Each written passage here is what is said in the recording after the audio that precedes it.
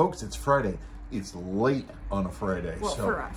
For us, it's late on a Friday. So we're going to do our best to get this going and get this done and get a Friday video going for you guys. I thought I'd show you this. Sebastian drew a Bugatti.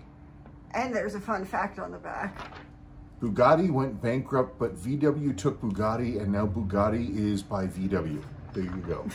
So he's all serious about that stuff. He sincerely believes it. Yeah, he told me that he's saving $3 million so he can buy a Bugatti. Is that how much they are?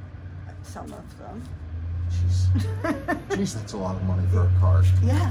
I don't know about that, man. I don't know that I'd want to spend that much money on a car. I mean, and you can't haul anything in it. What's the point? Yep, you can't. I mean, you could probably barely put groceries in the darn thing. I don't know. It doesn't make a whole lot of sense to me, but then no one asked me. Let's do a wrist check. Oh, you're wearing the Landron 248. This I built out of a kit, a new old stock kit that all it needed was the movement to be rebuilt and put into it.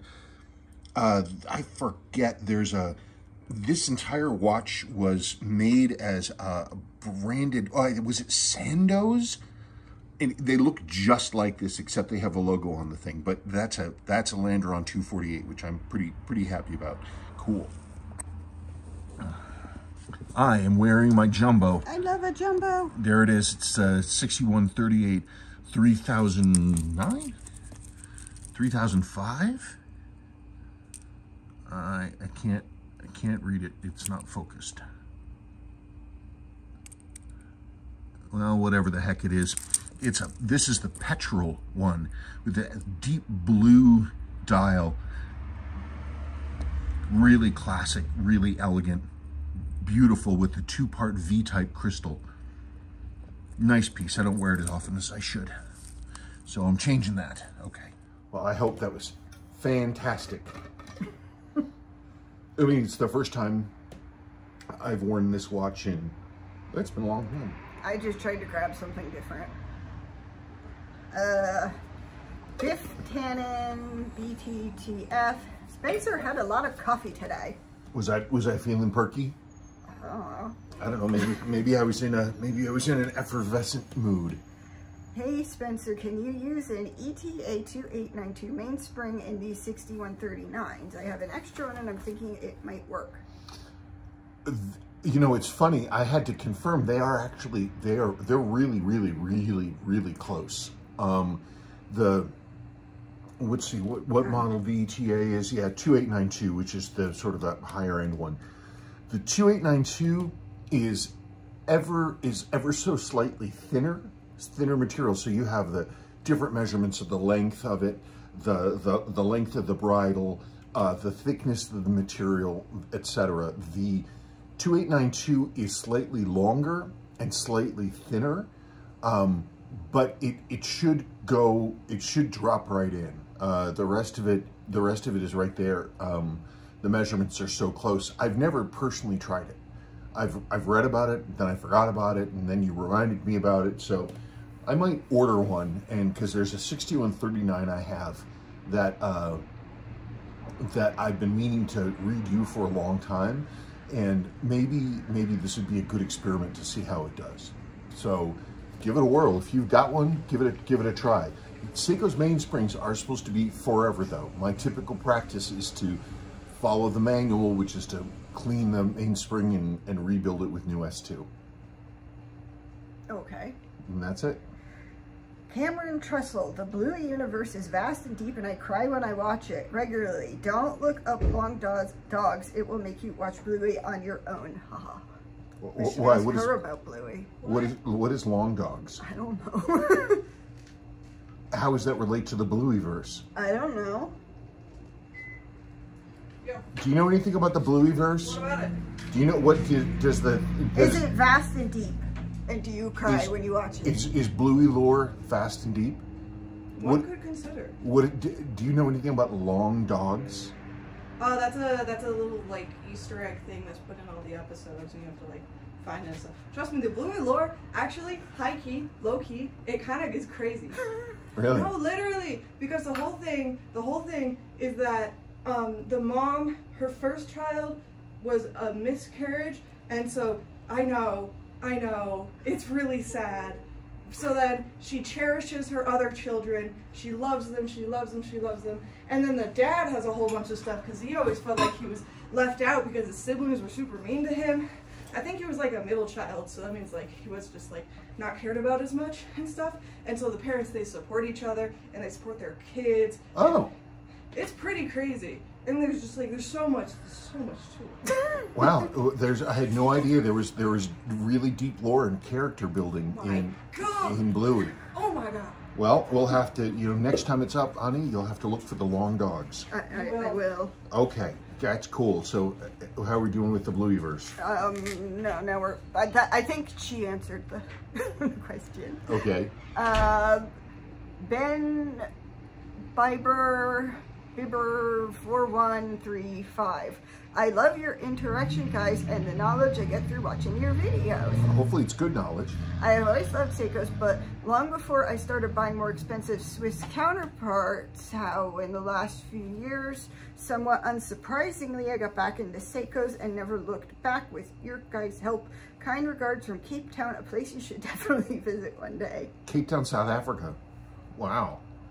I have to say, I don't know that we'll ever make it down there, but I have to tell my funny South African story. Okay. So, my mother made Sadie and myself go to Disney World, and she made us stay at the Animal Kingdom, resort. Safari. Pause. Anyway. The neighbors' kids are having a camp out with the tent in the backyard and s'mores, and Sebastian's excited about that. Yes. Anyway, we were at the resort, and there was this dude, a white dude, with an accent I'd never heard before, and he worked there. And I was like, "Where's your accent from?" And he said, South Africa? No, he asked me to guess, and he said, "Not North America." And I'm like, "What the?" And I was like, "New Zealand?" And he said, "No, South Africa." One time I told a guy, I asked the guy the same question. I said, "Not North America." And he asked me if I was Canadian. Aren't they the same guys that were like, "Why are you excited about the lizards?" Yeah, Sadie and I saw the lizards down there, and I guess they're pests. And we were like, "Oh my God." And they were like, "There's a giraffe over there." I'm like, I could go to Denver and see a giraffe, but these lizards. Yeah, I know, just lizards just running around. I saw them, what are they called? The invasive species down there, anoles or whatever they're called. I have to say, I was pretty jazzed the first time I saw my first wild lizard. Not like I've never not seen a wild lizard before. When I was a kid, my dad was a soil microbiologist, and so we used to go on soil sampling trips. That was what doubled for a vacation when I was a kid. We would go out to these sampling sites in just the middle of nowhere, like Rifle, Colorado, and places like that. And if you go out on the western slope, there are horny toads out there. We saw when we were in Grand Junction one time and we were looking at prettiness, I was like, "Oh my God, a lizard." So there are lizards out there. So it's not like I've never seen a lizard before, but it's still a pretty special occurrence. Well, especially when there are so many freaking lizards everywhere. Yep. And my Mimo is feeding all the birds. So there's this giant stork would walk by. I don't know, she's an old lady, but she has dementia now, and she was having dementia then, but she had a dog, a Chihuahua, that she made really fat and would feed it from her plate, like sweet potato pie from Publix and stuff. Really? Yeah, no, just, sorry, I have to plug this thing in. I'm listening, honey.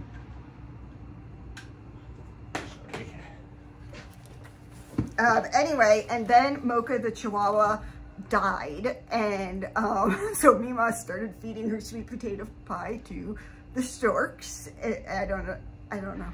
Yeah, and so the storks were up close and personal with us. They would just hang out by the back door, just waiting for food. And yes, I know she should not be feeding the wild animals. Especially pie. Especially pie, but I doubt.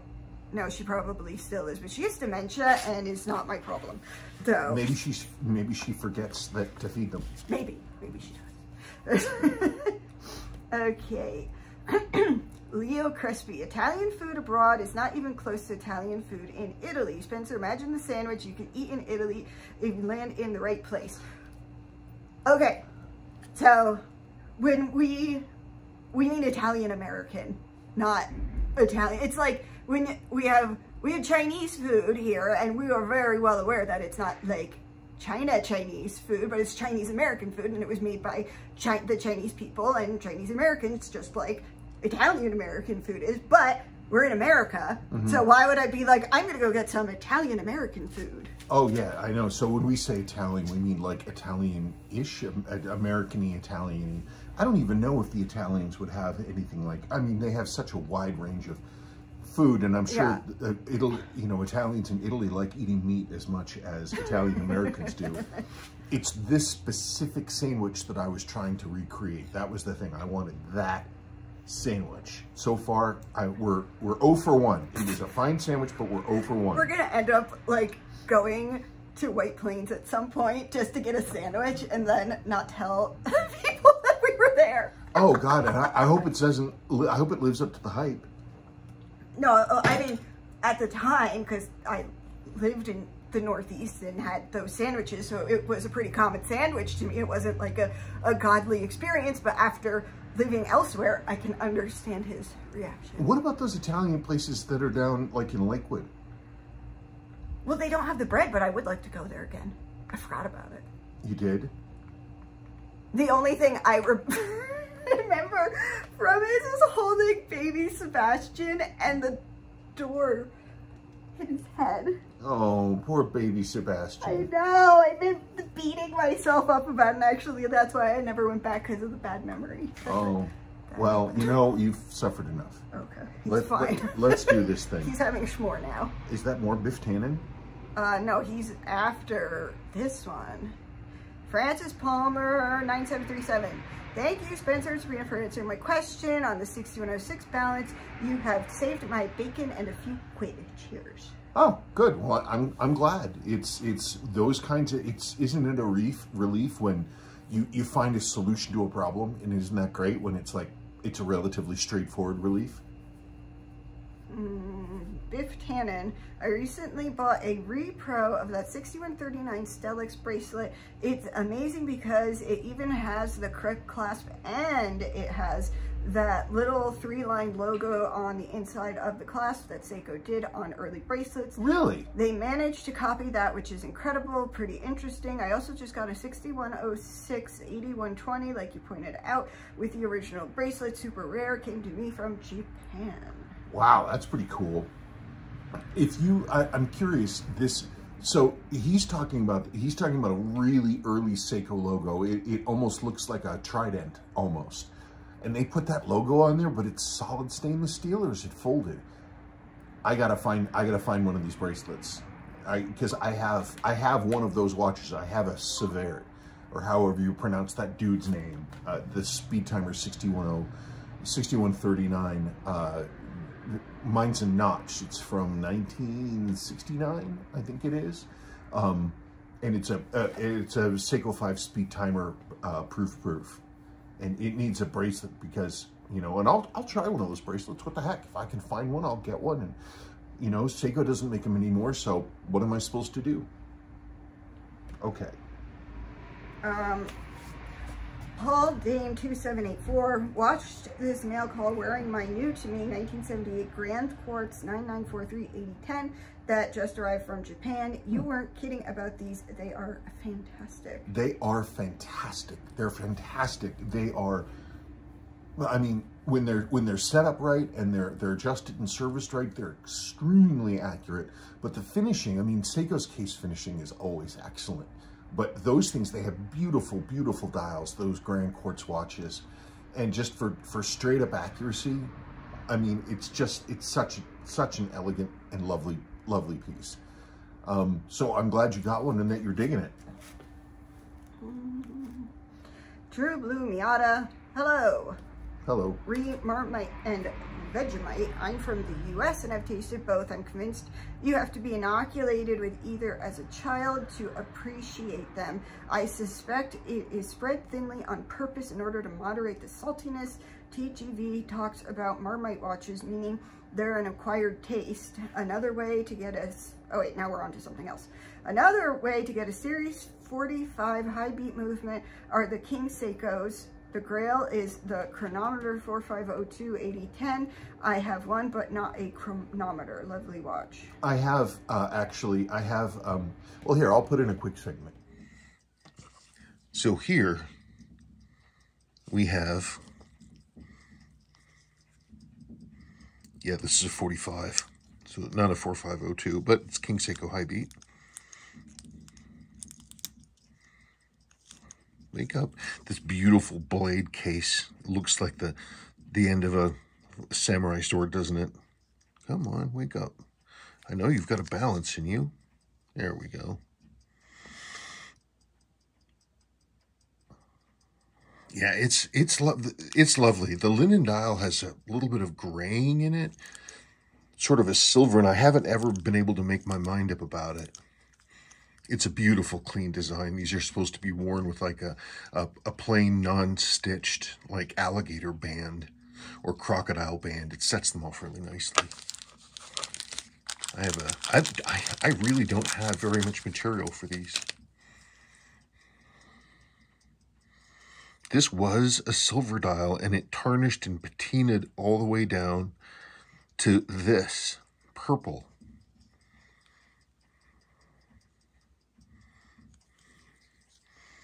Brother piece there. So it's, I don't know, that's some craziness. I really don't have much more material. I've got one of these in pieces, 4520, but this one was just so badly water damaged. This is that gold cap case that I was talking about. See, it's stainless steel case with literally a sheet of gold wrapped around it. Someday I'll find a bracelet, a dial for this watch. Let's take a quick look at the movement, since that's what we're talking about.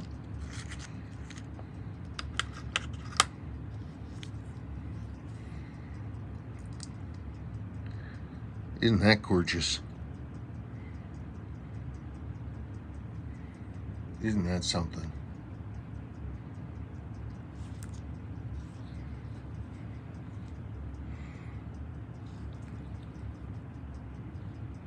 And look at how fast the balance is going. Really superb. Beautiful, beautiful things. Gorgeous. I mean, talk about something that needs a display back. That'd make wearing this watch a whole nother thing. Yeah, this needs a display back. I don't know if one is made for these, but boy, is that pretty. What a watch.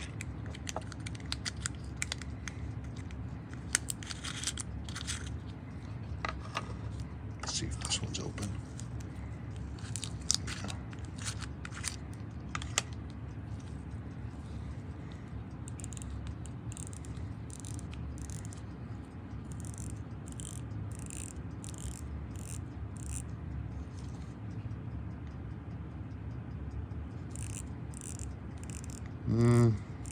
I think we got a broken mainspring.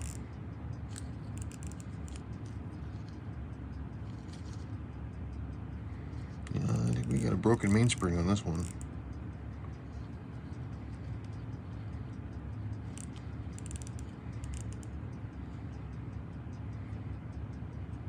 Well, that's something to look at. Anyway.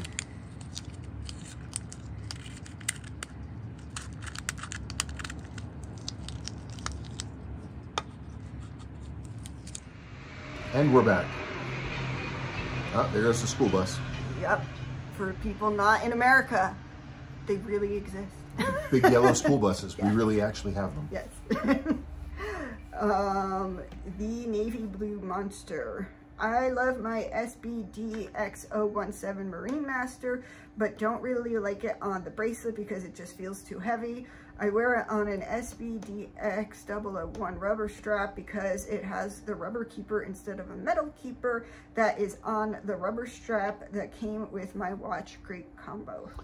Those straps, I like the way they look, but I find that they're too thick in this area, and so it makes the whole watch kind of bulkier to me.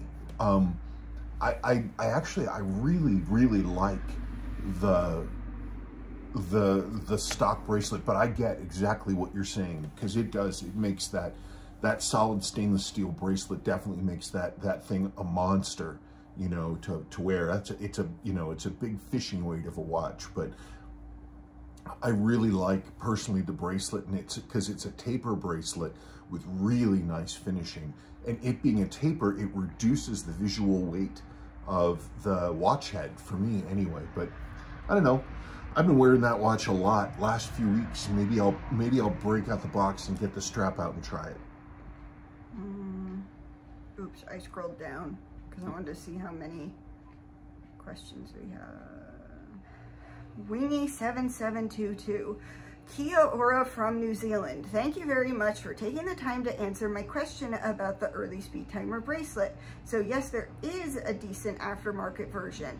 I'm wearing it right now as I type. It has the exact same setup with the gaps and the curious folded link joiners. However, the main difference is that you can see the link joiners at the bottom of the end links, which actually is an improvement as the end links sit down and flush with the case. Yes, that odd sweep hand on that gold speed timer grabbed my attention too. Did you also notice how short that sweep hand is? Also, that gold case does not have a notch, whereas the blue one next to it does. Maybe this is a transitional model from late 1970 or early 71. My blue 6000 from May 1970 has the two-piece sweep hand with the silver colored center and a notched case and is proof.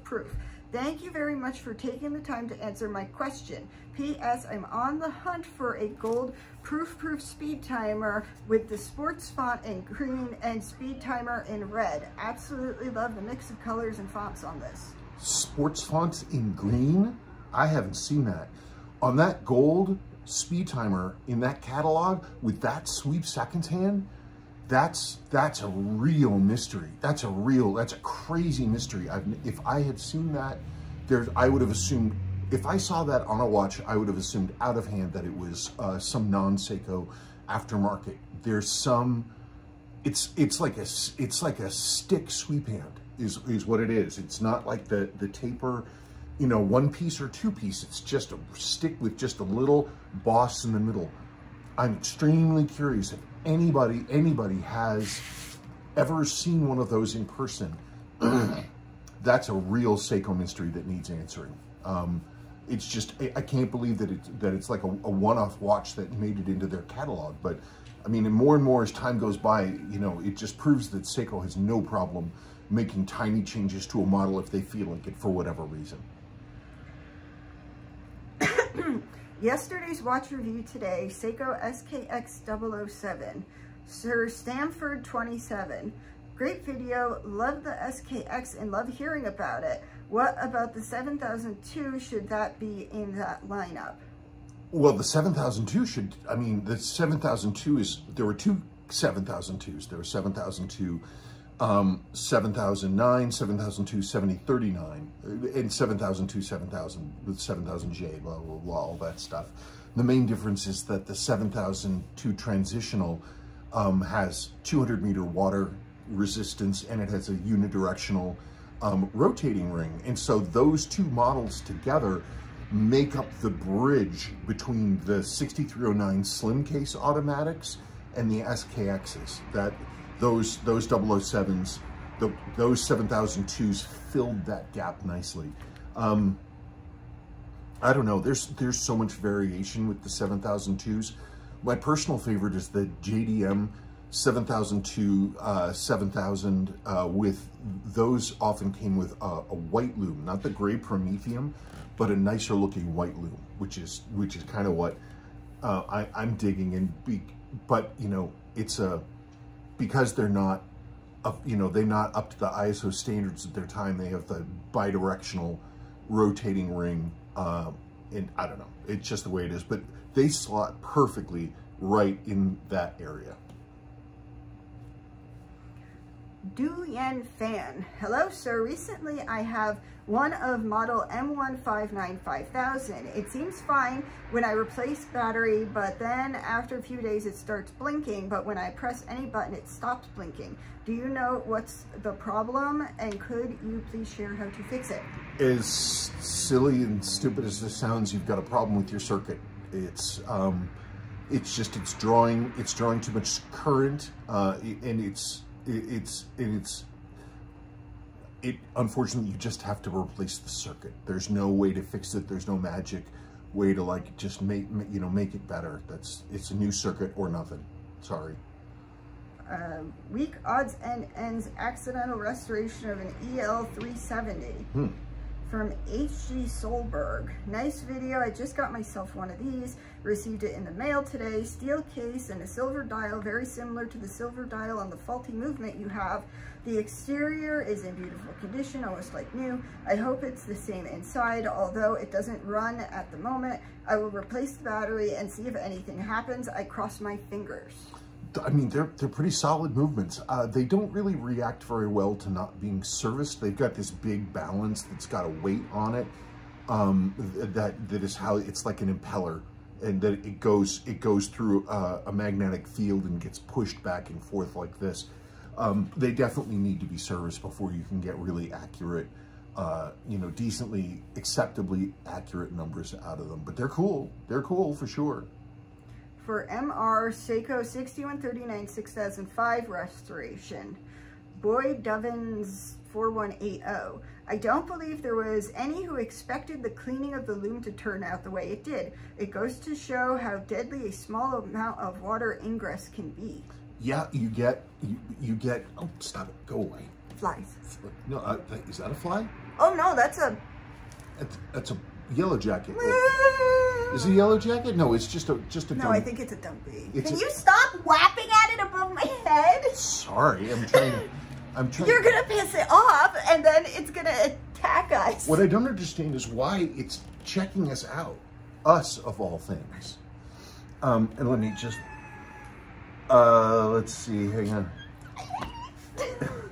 I didn't expect the loom cleaning out to go as well as it did either. I had no idea that it would work that much. I was pretty pessimistic about what I was going to be able to do, especially with the handset. And the thing is, people ask me, they're like, you got to sell this stuff. You got to figure out how to market and sell it. The thing is, I never really know exactly how it's going to go, because the damage, you know, that water does can vary greatly depending on the wearing habits of the owner and how much water got in there and how much humidity was around and all this other kind of stuff. I didn't think I could bring those hands back.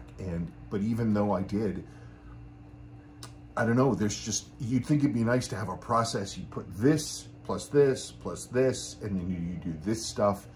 It's just not that straightforward. I have numerous sort of steps that I try to see how things go, and sometimes they work and sometimes they don't. This one worked pretty well. I'm pretty pleased with it, and so I'm looking forward to the owner getting that watch back. But I never take any of that stuff for granted. Never. I never take any of that stuff for granted that I'm going to be able to get loom cleaned at all. Overdue review Seiko 6139 6032 21 Jewel. Kush 2001. Hey, where did you get the clear case back for the mod you did? I just got a 6139 6032 and I would love to see the inside of it. You can get clear case backs. Seiko put them on a bunch of different stuff. Like, I think late 7009s had them. Maybe, I don't know about 7006s, but 7S26 dress watches. If you get a 20-year-old Seiko dress watch, you look at them on eBay, you can often find a clear case back, but you have to harvest them off of an existing watch. There's no place to just buy one on its own. KVW's overdue review R2X 6105 from Robert Dummit Rescue 8104. Hello Spencer, I would like to know if you have any info regarding future releases for this model from Redune. Do they have any plans to further improve this model, or maybe an upgrade, sapphire bezel, better movement? Thank you. By the way, great watch. I own one for about a month now, and it's easily my favorite. And I own a Tudor BB58. I've been talking to them, but they don't give me any inside information at all. So you basically know as much as I know. Hang on. And we're back. 6117 6400 had a close call, but it'll be okay. That's the name of the video. Okay. ENW0708. Hi, my father gave me this exact watch today. He's had it since the 70s, he reckons. Could you give me a rough valuation? It's in perfect working order, no scratches or chips, but could be doing with a professional clean. It also has the original strap, no box, so I'll obviously never sell it. Just wondering what I actually have here. This is where your friend is it Watch Recon? No, Watch Charts. WatchCharts.com, because if you want to look at current values and stuff, you go to WatchCharts.com and you put in that Seiko thing, 6117, 6410, or 6400 or whatever, and that'll show you current market values of where these watches are depending on conditions. So and what they sell for on eBay versus Reddit or Watch You Seek or whatever. Yeah, so that's the thing. You want to get the latest numbers and really figure that out. I could make a guess, but without actually seeing your watch, I wouldn't actually know. So that's what I would recommend. Rolex versus Seiko head-to-head. Dirk Dutzman 9250.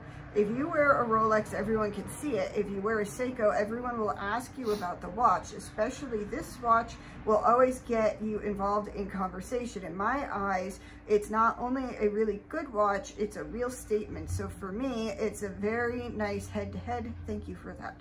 I think I've had 2 people ask me about my watch in the entire time I've been doing this. What watch? Well, the only watch that I can actually remember people saying, hey, that's a nice watch, was my orange Sport Diver 6106 7107. I'm trying to think if I've ever had, no. The other one was I was wearing my Submariner, and somebody somebody saw it at some shop and they were like, wow, nice Submariner.